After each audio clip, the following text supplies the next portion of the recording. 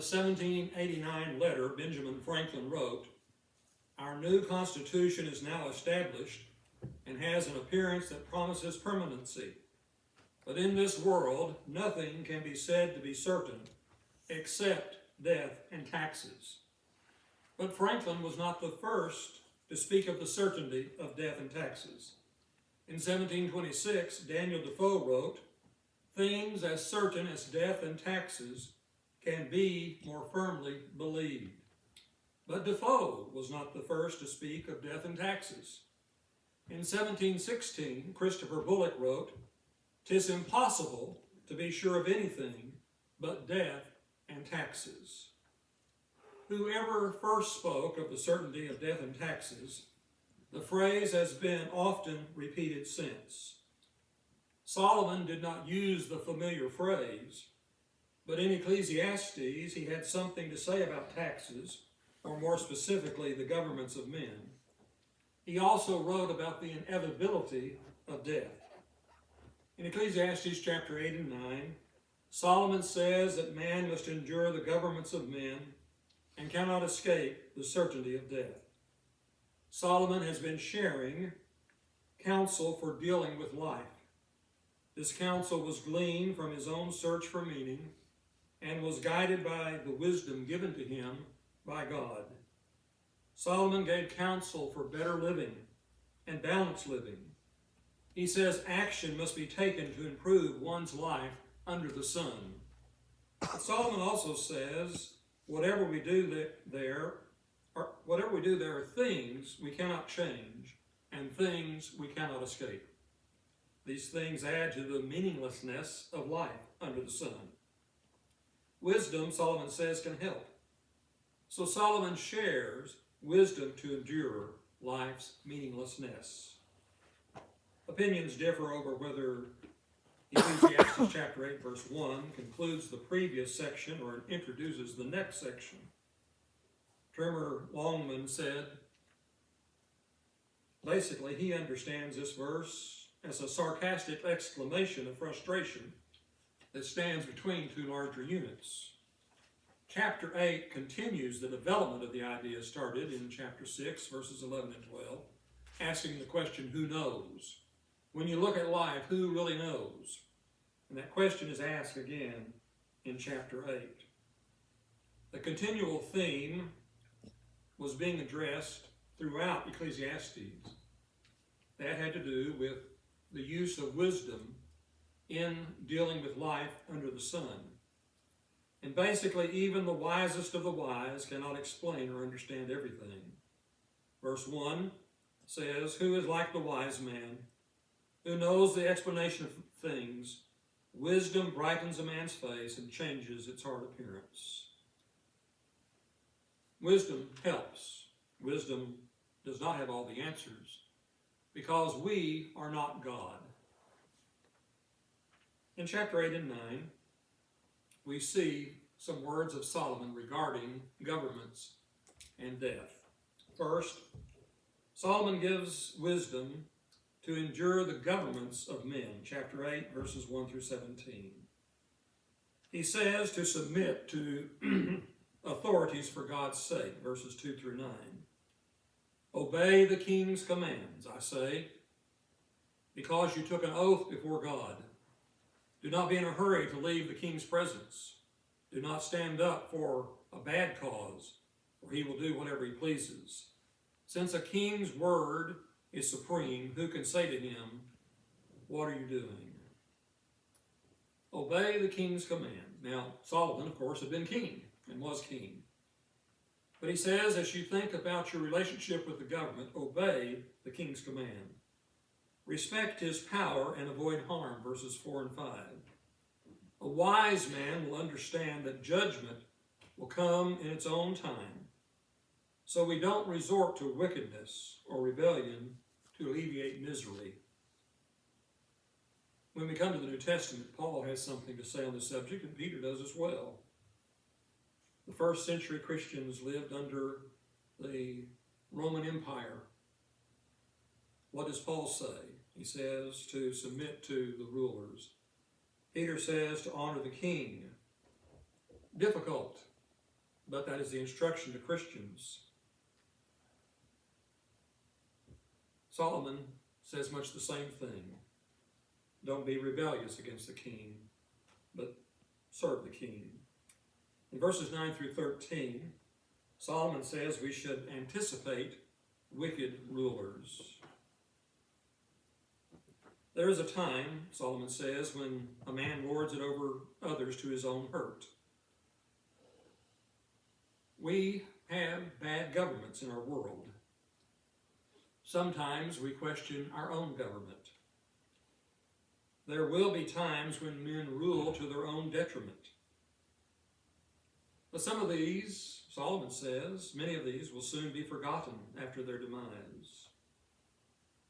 Solomon asks, why do some persist in their evil rule? He says, because their judgment does not occur immediately. Verse 11. When the sentence for a man's crime is not quickly carried out, the hearts of the people are filled with schemes to do wrong. There is an argument to be made for correct punishment and swift punishment. Sometimes it does not occur. Solomon's conclusion is no matter what is going on in the government, it is better to fear God. Verses 12 and 13. We need to fear God. Our one supreme God, King, is God. And we need to make sure that we please him, that we fear him. Reverence to God remains a bedrock principle. Solomon says in regards to the government, expect to be perplexed, verses 14 through 17. Sometimes the righteous suffer and the wicked prosper, verse 14. There is something else meaningless that occurs on earth. Righteous men who get what the wicked deserve, and wicked men who get what the righteous deserve. Have you ever noticed that? It was true in Solomon's day. It's still true now, many, many years later. Well, one cannot always understand why things happen the way they do. We certainly remember the book of Job and Job's story. He was suffering. He didn't know why. Solomon speaks of a similar situation. Why is it that sometimes things in life don't seem fair? Well, Solomon's conclusion is that we must be content not to know everything. There are some people who think they need to know everything. There's some people who act as if they do know everything when they don't. None of us know everything. One thing that I encountered with Bible professors, very learned men, was that you could ask them some questions that they didn't have an answer for, because they could not give an answer where God had not spoken in his word. Paul Earnhardt said, God's providence cannot be fully known through human efforts, however determined they may be. This is one of Solomon's axioms. God knows everything. We are not God. We cannot know everything. We can know a lot of things. And we can know more because of what God has told us. Solomon says, when you think about the government and what goes on in the government, a pretty good thing to do is to enjoy life. Enjoy what God has given you. Delight in the fruits of your own labor. Enjoy what you've worked for. This is advice that Solomon gives throughout the book. What you have, he says, enjoy. Enjoy it properly. Mark Copeland says of these words of Solomon in chapter 8, he says, there is little value in getting all worked up about the inequities in the governments of men. As long as there are imperfect men, there will be imperfect governments. It is better to simply obey the laws, do good, trust in God, and enjoy the fruits of one's labor. In chapter 8, Solomon begins by praising wisdom and ends by declaring its limitations in the face of life's baffling contradictions. In chapter 9, Solomon gives wisdom for enduring the inevitability of death. He says, death happens to all. Well, that's kind of one of those duh statements, isn't it? Everybody dies. But Solomon says, I reflected on all of this and concluded that the righteous and the wise and what they do are in God's hands. But no man knows whether love or hate awaits him. All share a common destiny, the righteous and the wicked, the good and the bad, the clean and the unclean, those who offer sacrifices and those who do not. What is the common destiny? One out of one dies. Both the righteous and the wicked die. The righteous, when they die, are in God's hands. Despite that, there are many who are full of evil. And while we live, Solomon says, there is hope. When we die, he says, we know nothing of what goes on here on earth. And others, the memories of others, soon fades. And he concludes, we cannot escape death. There are those who are long remembered after their death. I believe today is the anniversary of the assassination of John F. Kennedy. But do you notice that as the years have gone by, less and less is mentioned on November 22nd? It used to be, the question was asked, where were you when you heard about Kennedy's assassination? We now have a large throng of people who weren't alive then. The question has changed. Where were you on 9/11, or where were you when this great event happened? There are those who are remembered long after the death, but most are forgotten, at least by most. I was curious about the death of one of the elders at a church I served in Virginia. You can find a whole lot of stuff on the internet. I could not find his obituary. I could find the obituary of his sister. I don't know how he avoided getting his obituary published on the internet. But death happens to all. That's the important point that Solomon makes. Again, he says, enjoy life, verses 7 through 10. Go, eat your food with gladness, drink your wine with a joyful heart. For it is now that God favors what you do. Always be clothed in white, and always anoint your head with oil.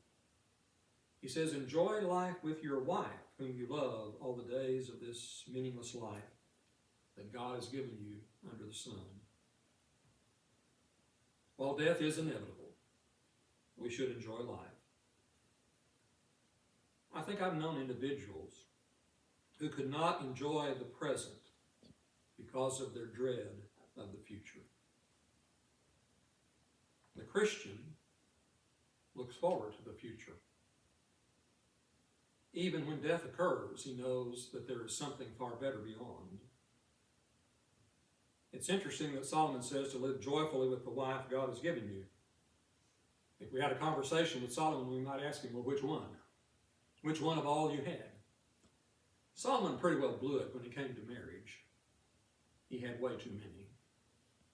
He gives some good instructions, though. Sometimes it is good to do what a person says and not do what they do. He says to work diligently while you are here. And he says, basically, while we cannot escape death, there is no reason to give up on life. Solomon says to expect the unexpected, verses 11 and 12. I have seen something else under the sun. The race is not to the swift, or the battle to the strong, nor does food come to the wise, or wealth to the brilliant, or favor to the learned. But time and chance happen to them all. Time and chance happen to all. Being swift and strong does not mean that you will win. Being wise, understanding, and skillful does not always ensure that you will be fed, rich, and the recipient of good favor. Sometimes death will come unexpectedly, like animals caught in a trap, verse 12. Anticipating the unexpected, we are less likely to be overwhelmed when it occurs. Death is a certainty. It is inevitable. In this week, last week it is now, I learned of the death of a man who was younger than I am now when I lived in Tahlequah. He was one of the deacons in the congregation. He died last week in his 80s. Not unexpected. If you live long enough, you die. What was unexpected was the death of our friend Karen. What was unexpected was the death of my brother. What was unexpected was the death of Debbie's sister. But death is a certainty.